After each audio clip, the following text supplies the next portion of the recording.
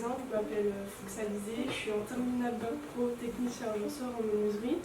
Je vais vous présenter mon chef-d'œuvre qui était de fabriquer une chaise pour enfants. Alors tout d'abord, je vais vous expliquer la justification de mon chef-d'œuvre, mes motivations, l'exposition en détail de la réalisation du chef-d'œuvre, et puis on finira par les ressources, l'élaboration, les difficultés rencontrées, et puis par le bilan. Cette chaise, on a pu être en binôme, donc j'étais en binôme avec Julien Strécher. On a pu utiliser Internet pour s'inspirer de la conception de la chaise. Donc voici les trois formes de chaises qu'on a prises. On a adoré la conception en fait, d'emboîter les chaises, ne pas utiliser de vis, mais juste de mettre de la colle et emboîter les pièces entre elles. Mes motivations étaient en fait vu que c'était pour des enfants, j'adore les voir sourire, donc voir que en fait, la chaise leur plaît, ça me rendrait fière et heureuse.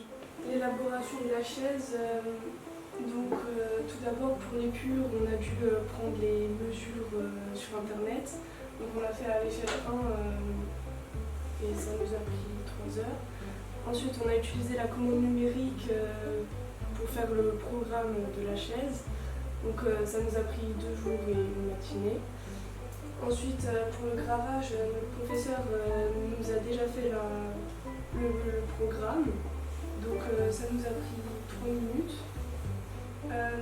Ensuite le chanfrein, on a pris la défonceuse pour faire tout le contour de la chaise pour que ce soit agréable au toucher et qu'on ne risque pas de se couper pour une écharpe. Et puis à la fin, on a pris la ponceuse pour poncer toutes les faces de la chaise pour que ce soit doux au toucher et agréable. Puis le montage, on l'a fait en 5 minutes. Donc pour la réalisation totale, c'était de 4 jours et une matinée. Pour le gravage, on a décidé de prendre Stitch parce que c'est un personnage du dessin animé qui est très attachant et que les enfants adorent.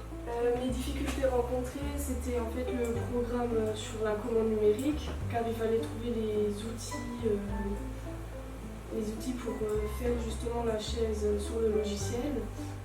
Et pour moi, ce chef-d'œuvre, il a été abouti. C'était vraiment la chaise que je pensais. On pourrait bien sûr apporter de l'amélioration au niveau décoration. On pourrait mettre Stitch en couleur pour mettre le personnage en avant sur la chaise. Et ce chef-d'œuvre, il m'a donné aussi confiance en moi, car je suis arrivée à le faire et à m'imaginer toute seule la conception de la chaise. Le métier me plaît toujours autant et j'espère qu'on me fera confiance à l'avenir dans une entreprise, car je suis quelqu'un de très minutieuse et j'ai pas peur d'apprendre de nouvelles choses. Voilà. Bien, Alizé, merci pour ta présentation. Dans ton diaporama, tu présentes ta chaise, tout le déroulement que tu as fait par la fabrication. Qu'est-ce qui a justifié le choix de telle forme et tel modèle?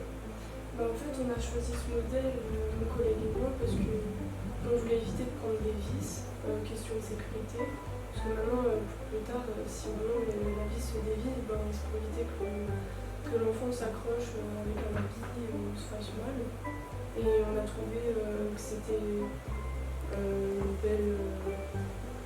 un beau système en fait d'emboîter la chaise. C'était esthétique aussi. Tu l'as travaillé avec un binôme. Peut-être que vous n'étiez pas tout le temps d'accord. Si. Ouais, donc vous aviez réussi facilement à décider de tel modèle et pas tel autre. Oui, voilà. Ok, tant mieux. Est-ce que vous avez rencontré des difficultés sur les 2 années là, du chef-d'œuvre? C'était vraiment au niveau de la commande numérique, les programmes, parce que du coup il fallait chercher sur le programme les outils. C'était d'ordre technique. Ouais, voilà. Sur le déroulement du projet, il n'y a pas de souci. Sur la gestion du temps, non. Vous n'êtes pas senti stressé de peur de ne pas terminer l'ouvrage Non, franchement, ça allait, tout s'est bien déroulé. Je vais faire le lien là. La dernière phrase là, elle est intéressante. Là, ton bilan, tu parles de la confiance. Qu'est-ce que ça ça t'a permis en fait ce projet? C'est d'avoir de nouveau une confiance en moi parce que je suis quelqu'un en fait qui n'a pas du tout confiance, qui ne donne pas ses idées et qui suit plutôt en fait les idées des autres. Donc en fait ce projet m'a vraiment aidé à prendre confiance en moi parce que j'ai pu me dire mes propres idées. Enfin, j'ai pu en fait m'imposer chez moi. D'accord. Et qu'est-ce qui change des autres activités d'atelier? Donc c'est qu'en fait sur celle-là on était vraiment autonome, on a pu faire ce qu'on voulait. Enfin, on avait quelques règles, mais je veux dire au niveau de la chaise on a pu s'imaginer les propres chaises à nous. C'est dans la phase de la conception. Voilà. Alors, d'habitude on vous donne les